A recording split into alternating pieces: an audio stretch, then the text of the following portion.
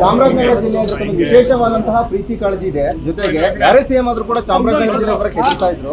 ನಾವು ಸುಧಾರಣೆ ಬಂದಿದ್ದೀರಾ, ನಿನ್ನೆ ಕೂಡ ಒಂದು ದಿನಕ್ಕೆ ಸಾಕ್ಷಿಯಾಗಿದೆ ಸರ್, ನಡೆಸಿದ್ದೀರಾ? ಈಗ ಮೈಸೂರು ಡಿವಿಷನ್ ಮಾಡಬೇಕಾಗಿದೆ, ಮಾದೇಶ್ವರ ಬೆಟ್ಟದಲ್ಲಿ ಮಾಡೋಣ ಅಂತ ಸಜೆಸ್ಟ್ ಮಾಡಿದ್ರು. ಬಟ್ ಚಾಮರಾಜನಗರ ಜಿಲ್ಲೆ ಬಹಳ ಹಿಂದುಳಿದಿರ್ತಕ್ಕಂಥ ಅದಕ್ಕೆ ಸ್ವಲ್ಪ ವಿಶೇಷ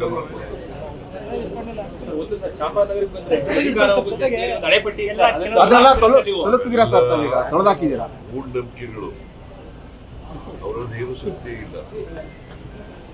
ಅದೇನಾಗಿದೆ, ಮೌಢ್ಯಗಳು ಇದಾವಲ್ಲ, ಅದರಿಂದೇನೆ ಸಮಾಜದಲ್ಲಿ ಬಹಳಷ್ಟು ಪ್ರಗತಿಗೆ ಅಡ್ಡ ಬಂದಿರ್ತಕ್ಕಂಥದ್ದು. ಅದಕ್ಕೆ ಈಗ ನಾನು ಒಂದು 15-20 ಸಾರಿ ಬಂದಿರಬೇಕು ನಾನು ಚಾಮರಾಜನಗರ. ನಾನು 2ನೇ ಸಾರಿ ಮುಖ್ಯಮಂತ್ರಿ ಅಂತಲ್ಲ. ಹೌದು, ನಿಮ್ಮ ಕುರ್ಚಿ ಗಟ್ಟಿ ಆಗುತ್ತೆ ಅಂತ ಯಾವಾಗ ಹೇಳ್ತೀರಾ ಸರ್? ಚಾಮರಾಜನಗರ ಬಂದಾಗೆಲ್ಲ ನನ್ನ ಕುರ್ಚಿ ಗಟ್ಟಿ ಆಗುತ್ತೆ. ನಾನು ಇಲ್ಲಿ ಬಂದಾಗೆಲ್ಲ ನನ್ನ ಕುರ್ಚಿ ಗಟ್ಟಿ ಆಗುತ್ತೆ.